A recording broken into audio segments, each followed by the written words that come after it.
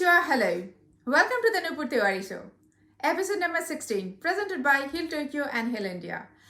Media partner is Corporate Insight. Today's guest, he is here for the second time in public demand. And today he will be talking about Netaji.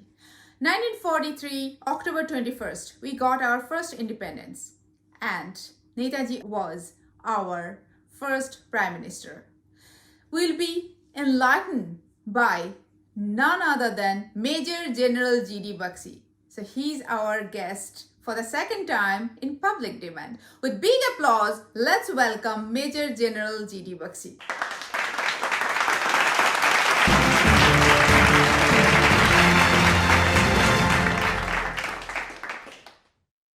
Namaste. Welcome back to the Nupur Tiwari Show. So on 21st, the Independence Day we know, 1947, 15th August. Actually, that is not our real Independence Day. So Major General Baxi is here. He is going to tell us what is actually our real Independence Day. Yes, please. Thank you, Nupur. It's wonderful to be back with our diaspora in Japan. 21st of October is the day on which Netaji Subhash Chandra Bose, he declared India independent and free.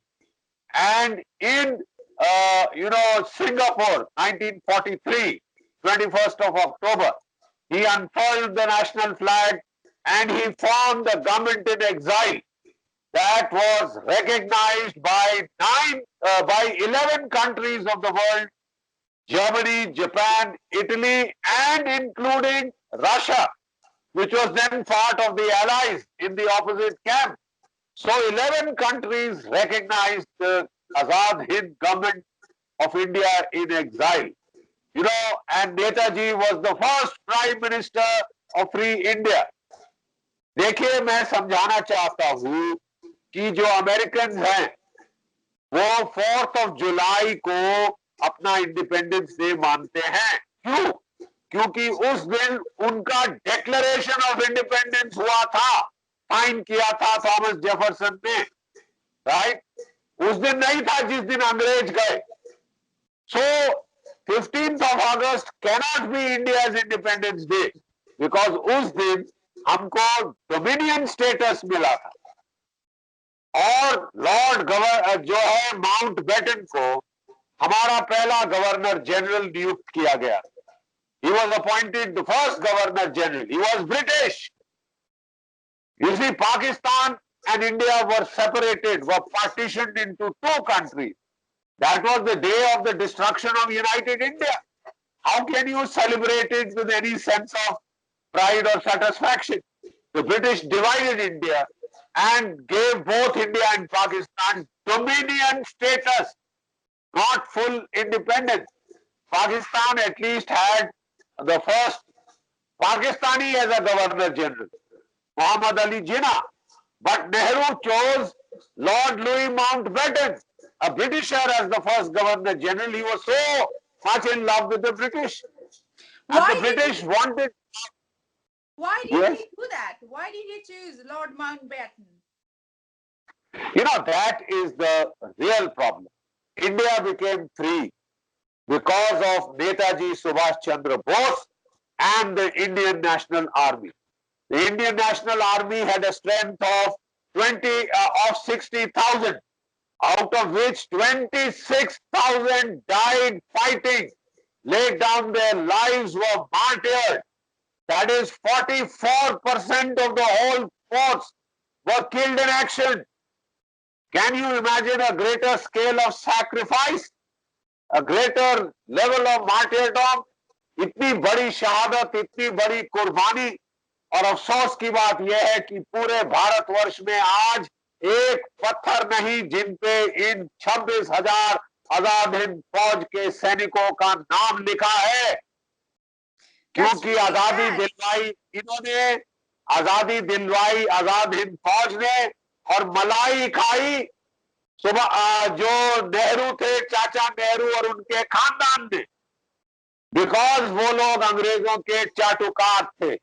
क्योंकि वो अंग्रेज उन्हें चाहते थे, वो अंग्रेजों को चाहते थे, इसलिए अंग्रेज गए, जाने पे मजबूर किया आजाद हिंद फौज।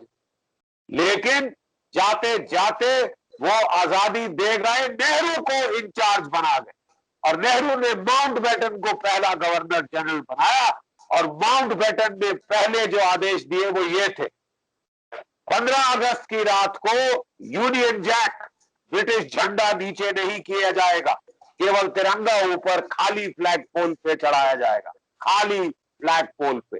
The flag was not brought down on the British empire as it should have been.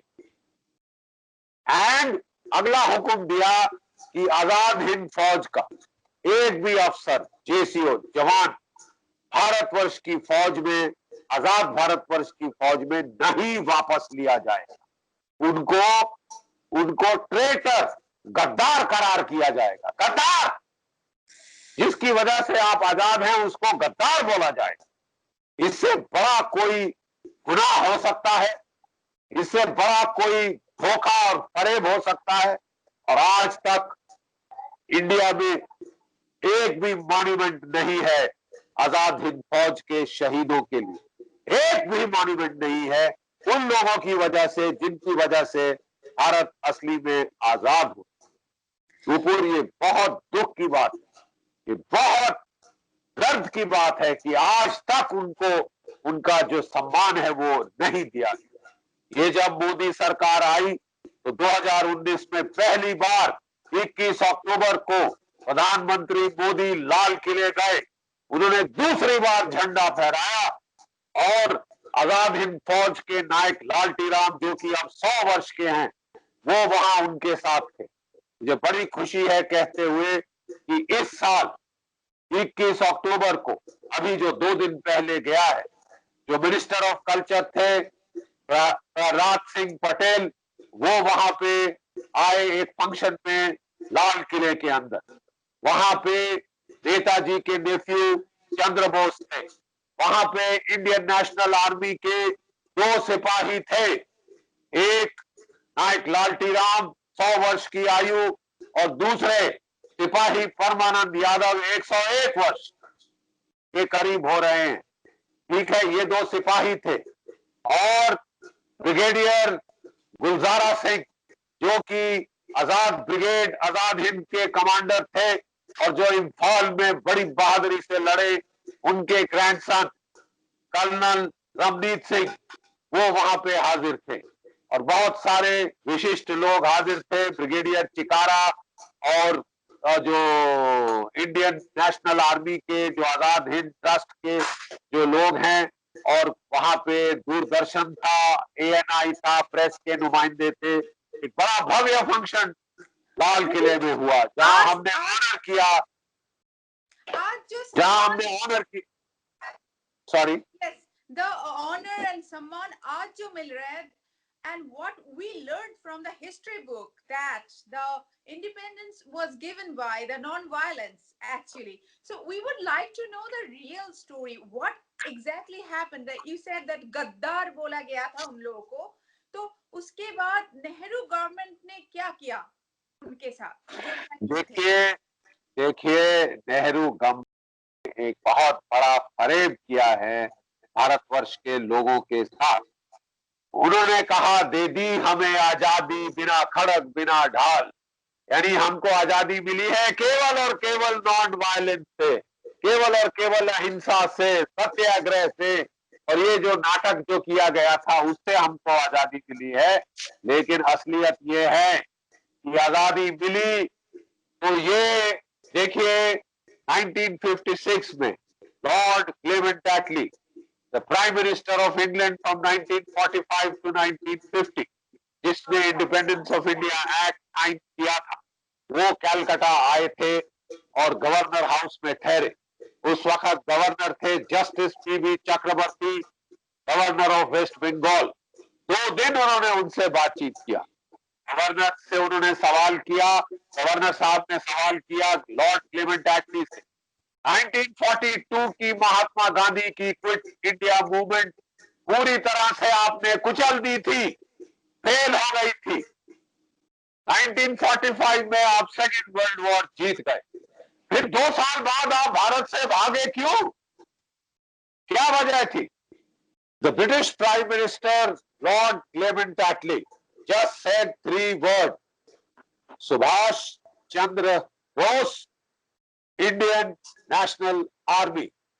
He said because of that, we had lost the loyalty of the 2.5 million strong British Indian Army, which had fought the Second World War for us.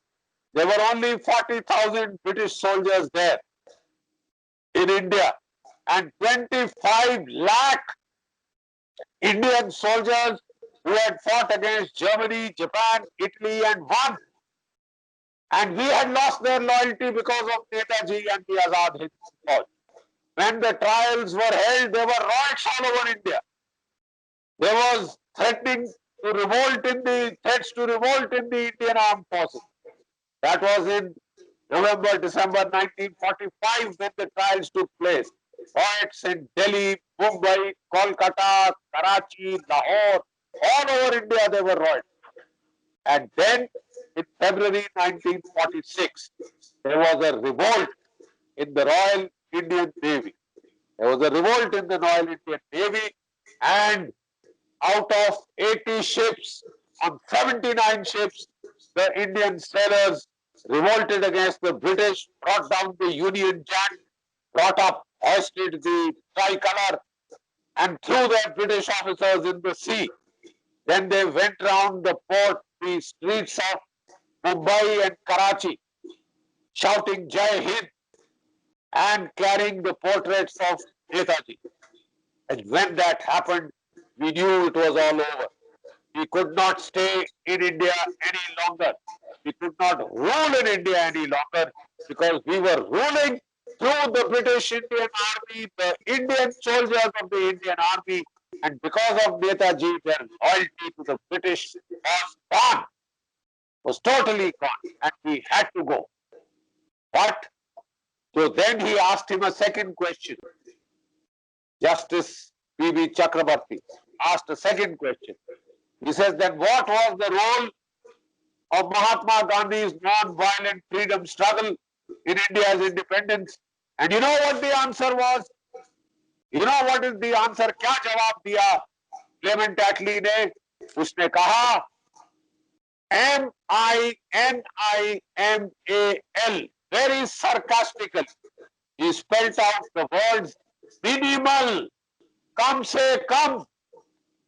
ये किसके words हैं, किसकी शब्दावली है?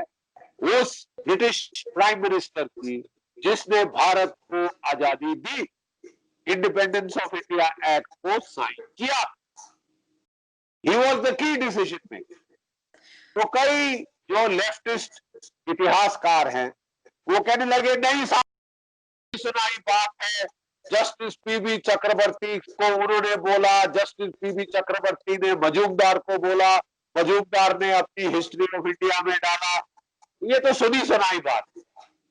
तो साहब 2 साल पहले हमने जो है, एक हमारे स्कॉलर हैं डॉक्टर कल्याण डे, हमने उनको लंदन भेजा.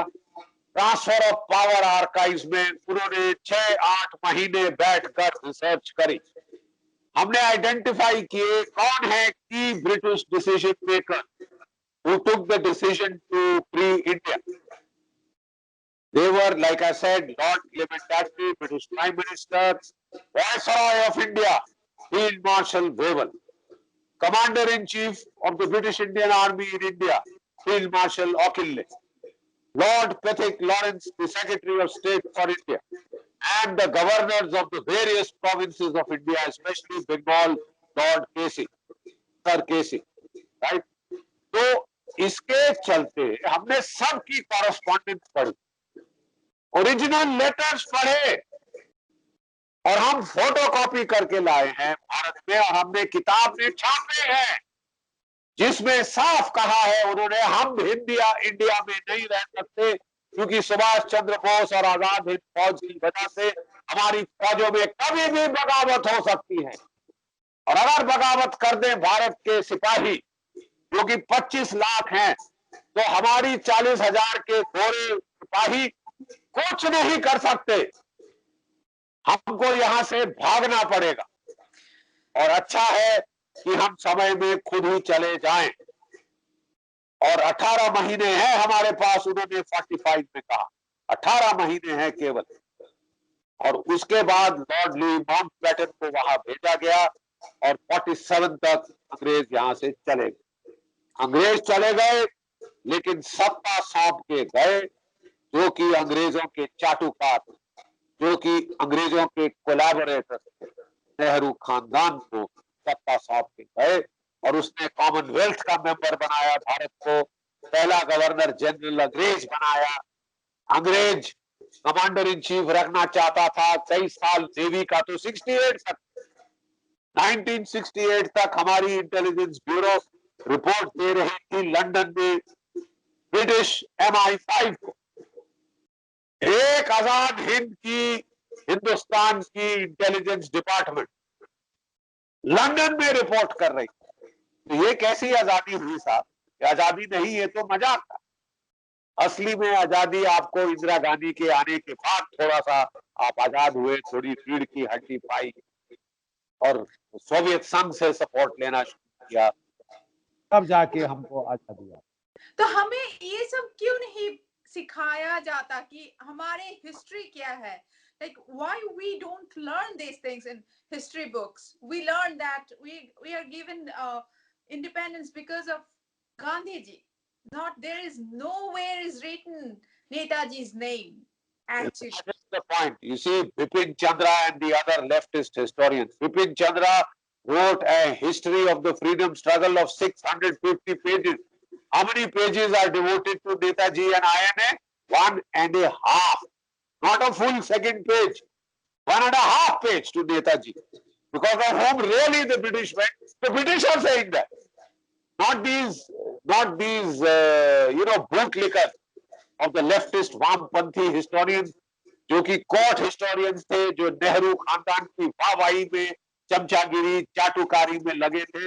उन्होंने ये इतिहास लिखा और अब जाके मोदी सरकार के आने के बाद पहली बार ये इतिहास चैलेंज हुआ है और हमने अब जो असली सत्य है, डॉक्यूमेंट्री प्रूफ और एविडेंस निकाल लिया है कि अंग्रेज गए तो बोस और आजाद हिंद फौज की वजह से, लेकिन मलाई किसने खाई? अंग्रेज जाते जाते आखिरी तमाचा क्या मार के गए? सत्ता सौंप के गए अपने चाटुकारों, अपने चाहने वालों को, जिन्होंने कोलैबोरेट किया उनके और जिन्होंने नेताजी का नाम और निशान मिटा दिया। उन्होंने ये साबित करने की कोशिश की कि नेताजी तो मर गए और एक्चुअली नेताजी रूस भाग चुके थे, वहां पहुंच चुके थे फिर से भारत की आजादी की जंग शुरू करने रूस की मदद।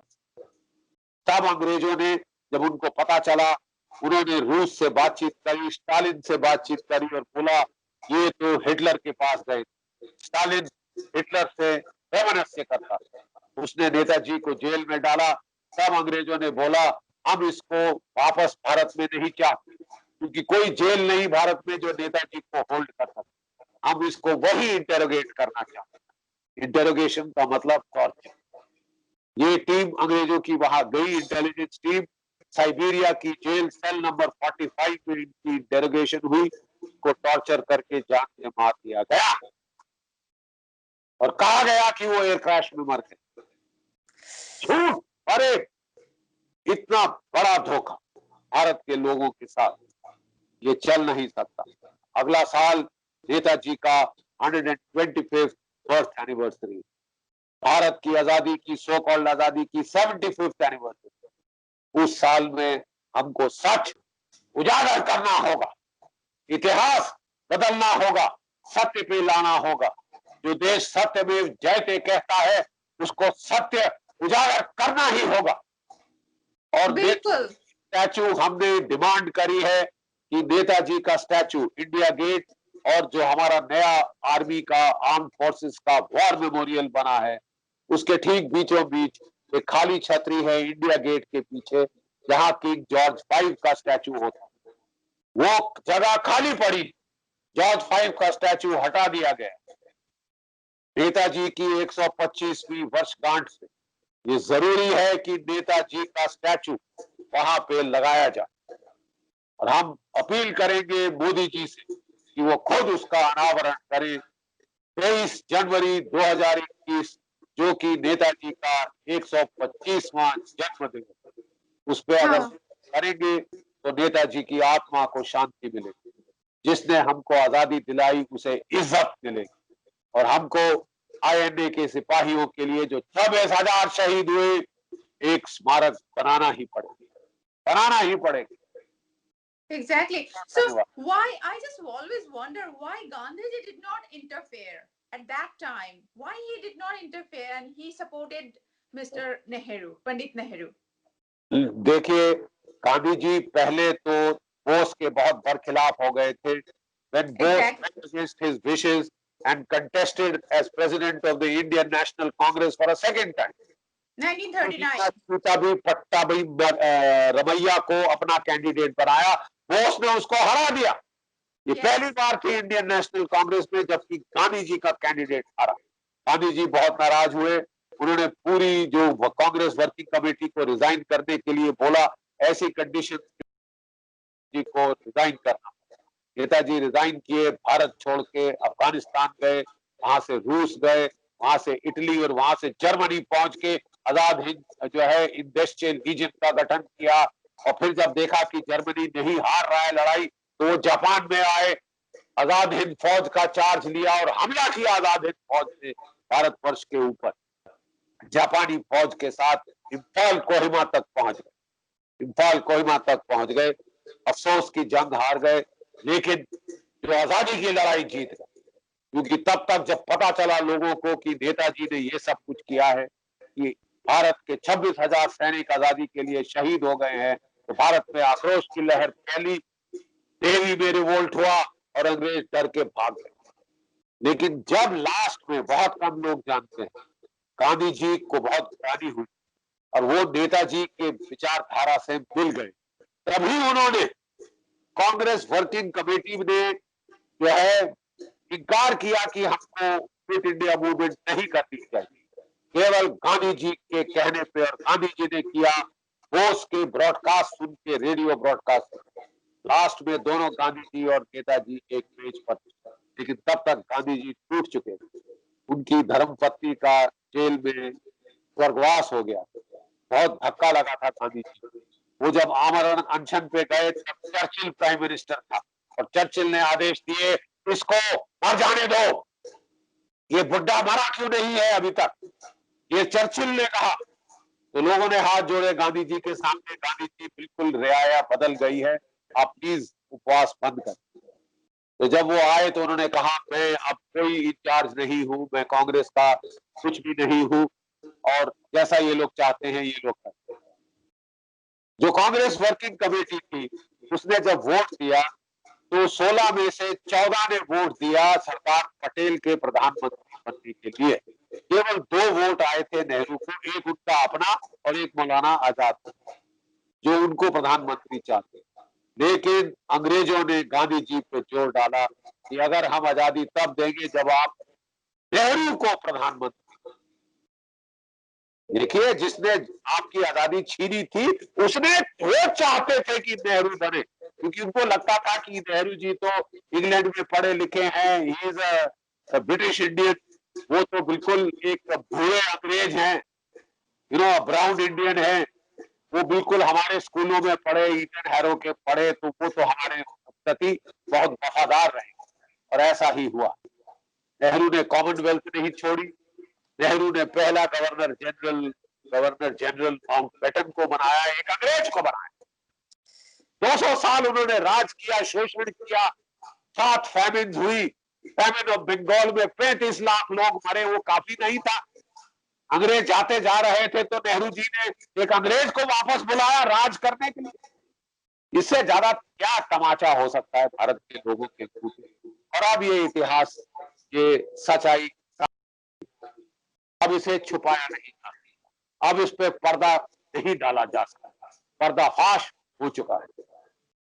अगले साल हम चाहते हैं कि सही इतिहास भारत के लोगों के सामने आए, नेताजी की आत्मा की शांति के लिए नेताजी की आत्मा की शांति के लिए ये अनिवार्य है कि हम उनको सम्मान दें, उनके शहीद सिपाहियों को सम्मान प्रदान करें जो आज तक हमने नहीं दिया, जिनकी वजह से हम आजाद हैं उनको। Exactly. Sorry. No problem. Bless. So if we had Prime Minister, okay, bless you. Are you okay, Uncle? Yeah. Okay. So instead of Pandit Nehru, if we had Prime Minister or Netaji, what kind of India it would have been? Like we always wonder. It would have been an India beyond caste and creed. Netaji was against all caste, all creed, all division, upper caste, lower caste, middle caste, other backward caste, all this nonsense of caste would have gone. You know, in the Azad Hind Fauj, he broke all the caste-based regiments of the British. He mixed everybody up. All India, all caste, all class.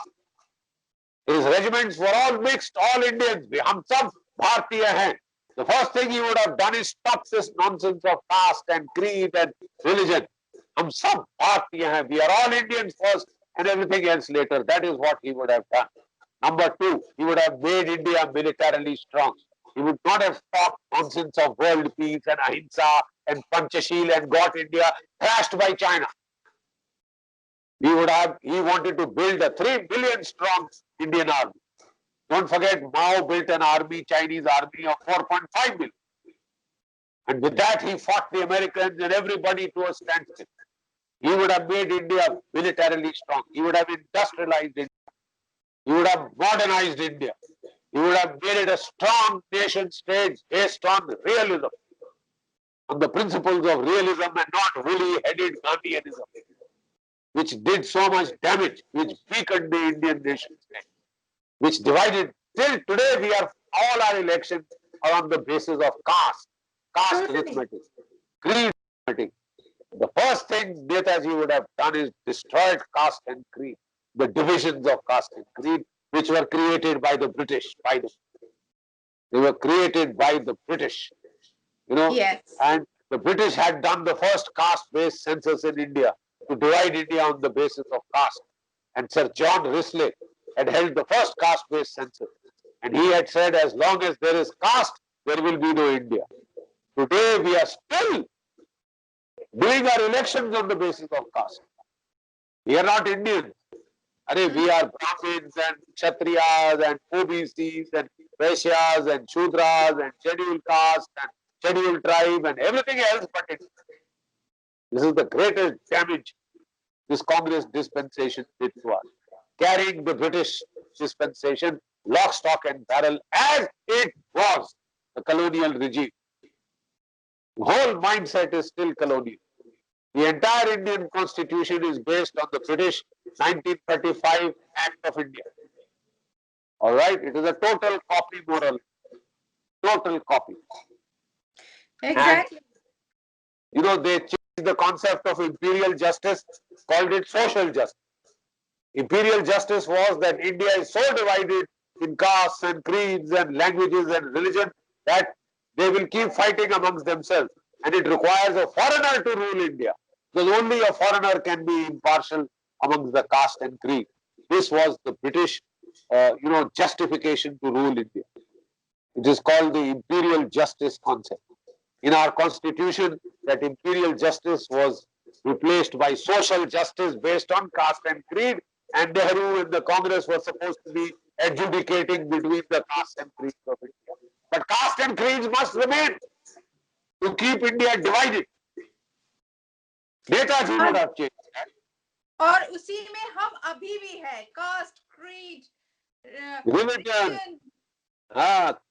language, every kind of division, we are still divided. We are still not united. Exactly. And दुख की बात ये है कि हम बाहर भी जाते हैं ना, तो हम उसको साथ ले जाते हैं कि हम महाराष्ट्र से हैं, हम मराठी हैं, हम बंगाली हैं, हम गुजराती हैं, हम वो भाषा वो ले जाते हैं. और दुख की बात यही है कि हम इंडियन नहीं बन सके, जो नेताजी अभी तक नहीं बन सके. हाँ, जो नेताजी चाहते थे. नेताजी के जो फौज थे वो totally there was no religion, there was no caste, there was no region. Totally it was for India. I think only Indian army has that concept, I guess. Yes, today it's only Indian army that is truly Indian. Yes. The rest of us are all Brahmin, Kshatriyas, Vaishyas, scheduled caste, scheduled tribe, anything but Indian. Anything but Indian. That is the greatest tragedy of free India. And that has to be corrected. And Netaji's ideology is required. Netaji's thinking is required. Modernist thought, a strong, militarily strong India. Any country that has been invaded, raped, looted, burnt, conquered for 800 years by the Muslims and then by the British, the only thing you could come out with is ahimsa. एक गाल पे चांटा मारे, दूसरी गाल आगे करो. I mean, how disgraceful.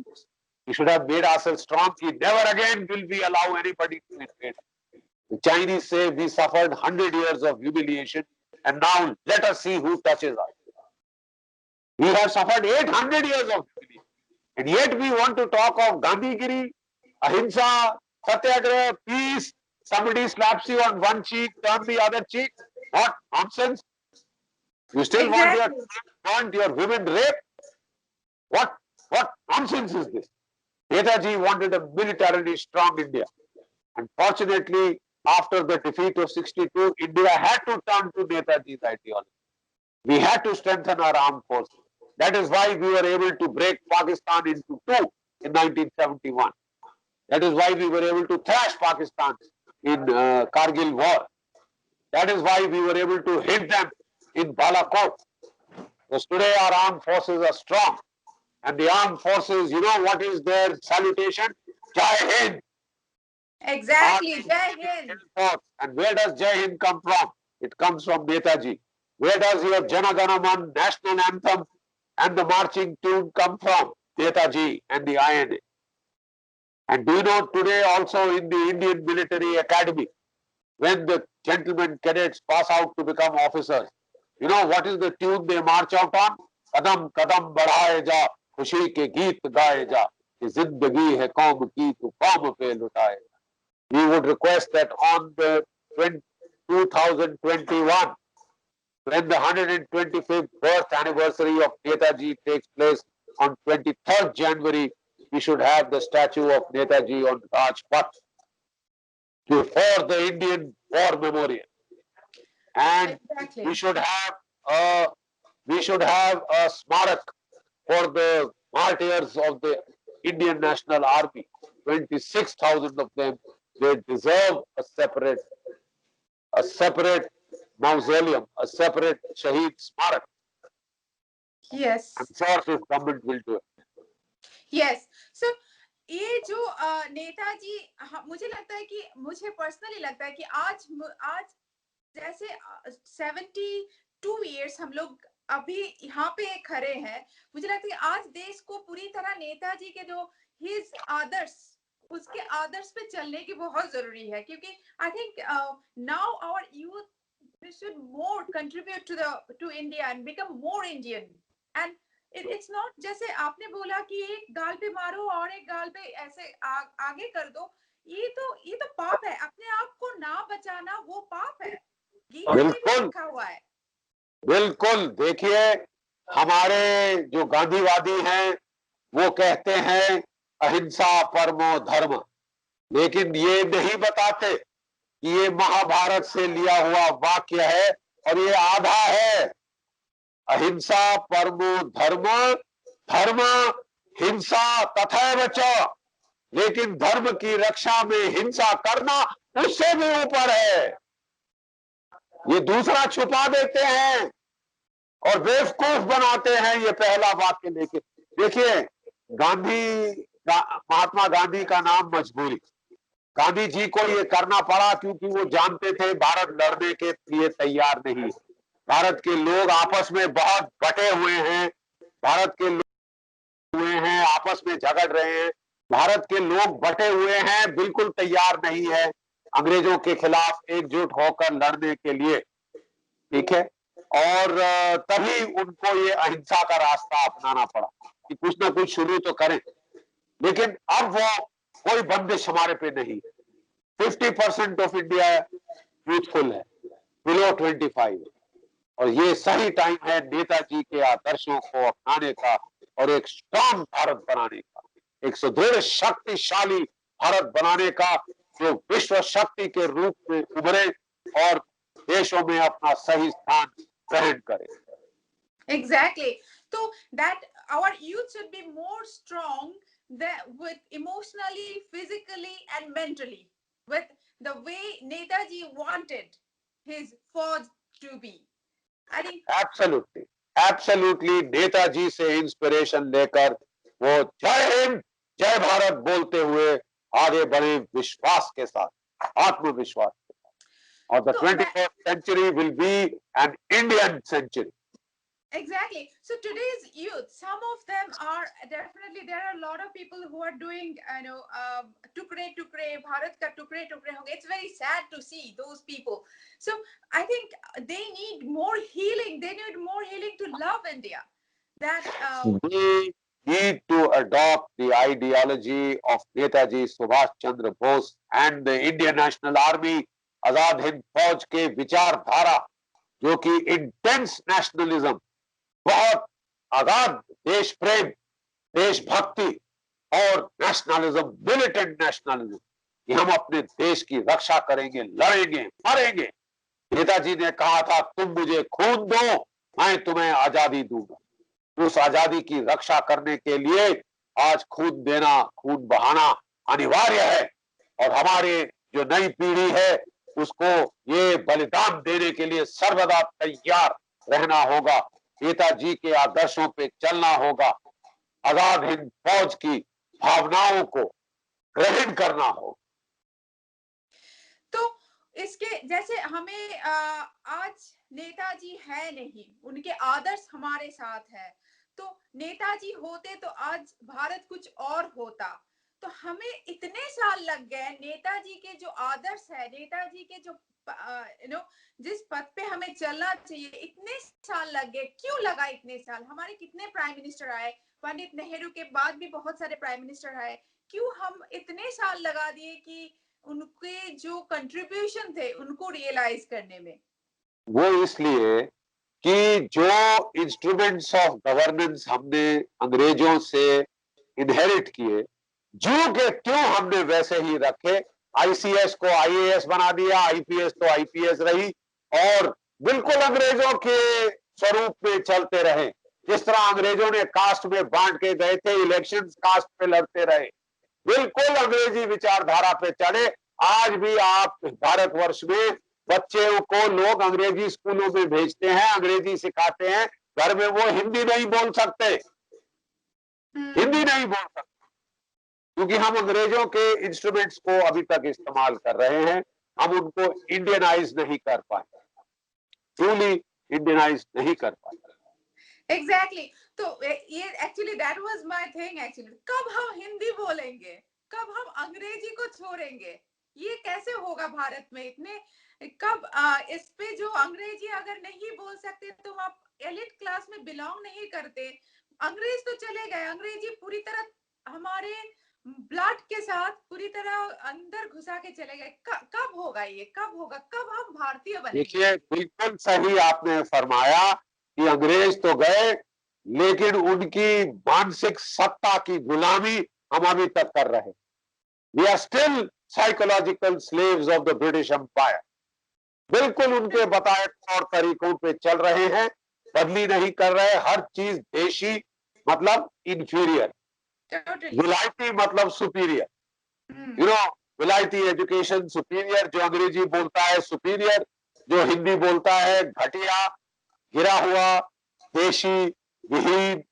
ये मानसिकता अगर गुलामी की आप में रहे तो चाहे आप फिजिकली आजाद हैं, अब अभी तक मानसिक सत्ता के गुलाम हैं उस अंग्रेजी हुकूमत के, ब्रितानवी सरकार के।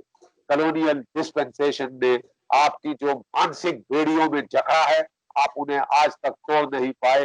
नेताजी होती तो ये अभी तक बदल दिया हो। पूरा पूरा जो है वो बदल के रख दिया होता, कि पूरा निजाम बदल दिया होता।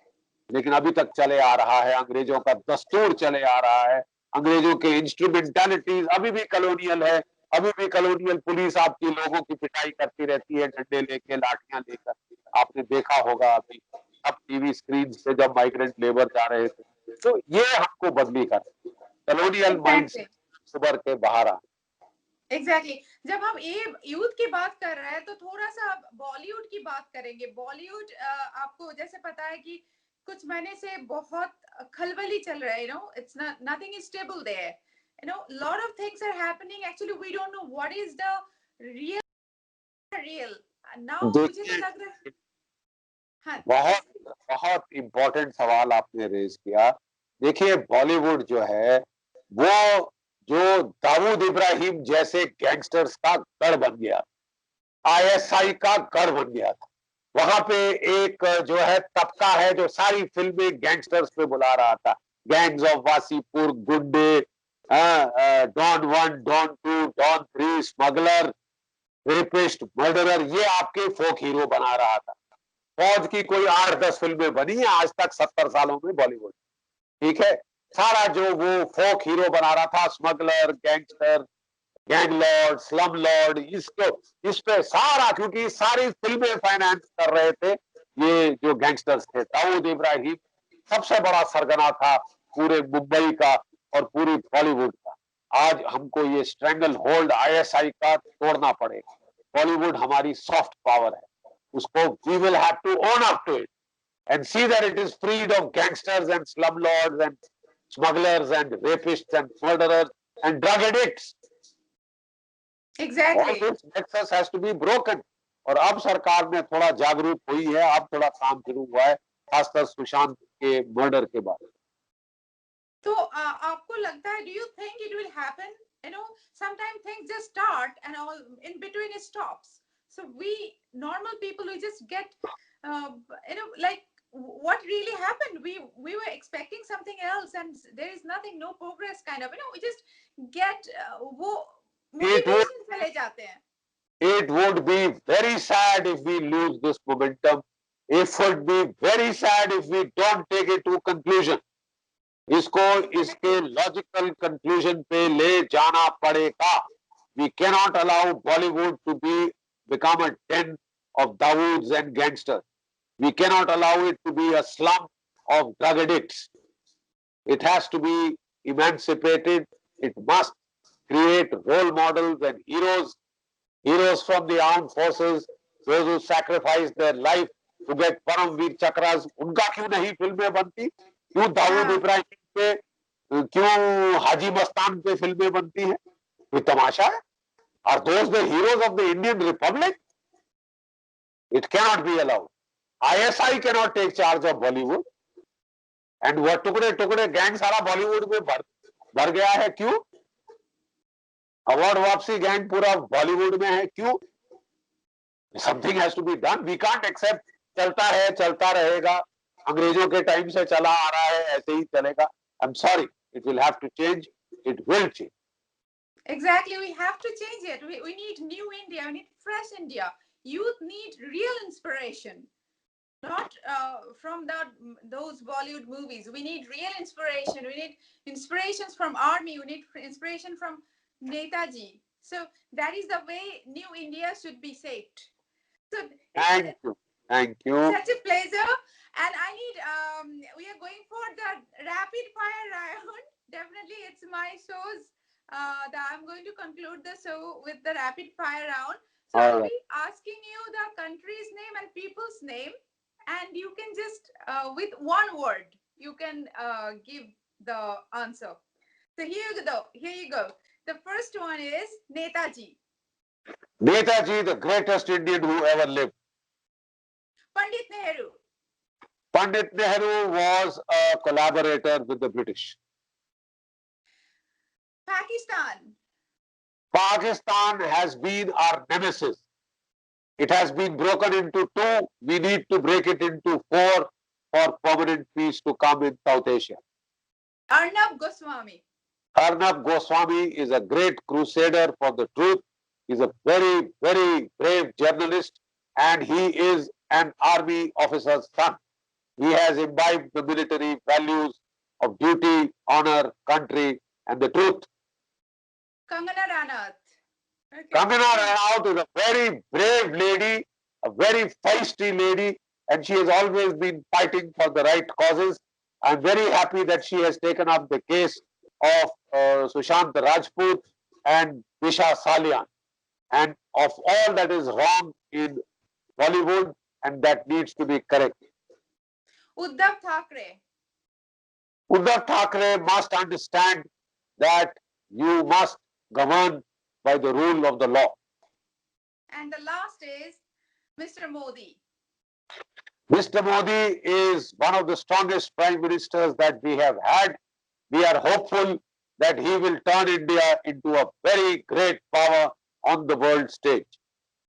Wonderful, wonderful. It was such a pleasure having you, and I have learned so many things which I didn't know. It was such a pleasure, and for the all viewers, definitely you should know that October 21st, I think from your mouth, General Bakshi, if you just tell all the viewers one more time our real Independence Day to all of them.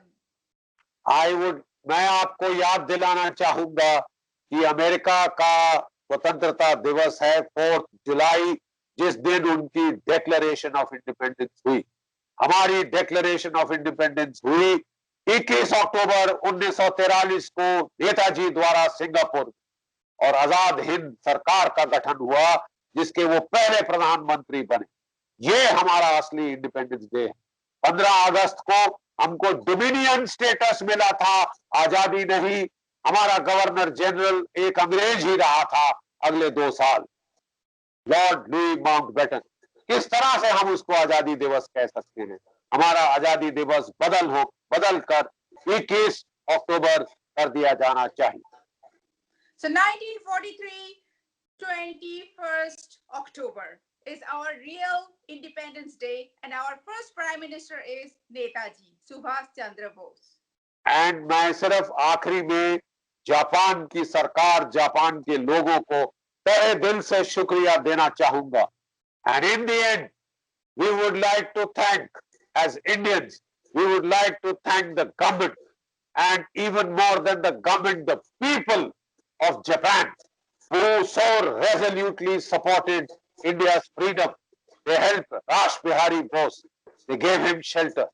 They helped Subhash Chandra Bose, gave him shelter, helped him to raise a 60,000 strong Indian National Army, with the help of which we fought for our freedom and actually got our freedom, for which we have to thank General Fujiyama and the people of Japan, who did so much to help Indian freedom. Long live India-Japan friendship. Jai Hind. Jai Hind, Jai Hind, and thank you so much for coming again, and we'll be expecting you again and a lot from you. Thank you so much. Jai Hind. Thank you. Thank you.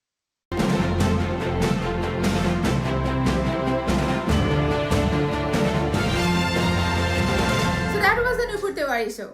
Episode number 16, presented by Hill Tokyo and Hill India, and it was with Major General G.D. Bakshi in public demand for the second time. And we came to know a lot of things which are not written in our history books. I'll see you next Saturday with another dynamic guest. Before that, please don't forget to subscribe our channel Yoga Nanupur. We are on Twitter, Facebook and Instagram as well with the same name, Yoga Nanupur. I'll see you next Saturday. Please do take care of yourself and love yourself too. Subratri, good night, Yasminasal. Namaste. Subscribe now and press the bell icon. Never miss an update.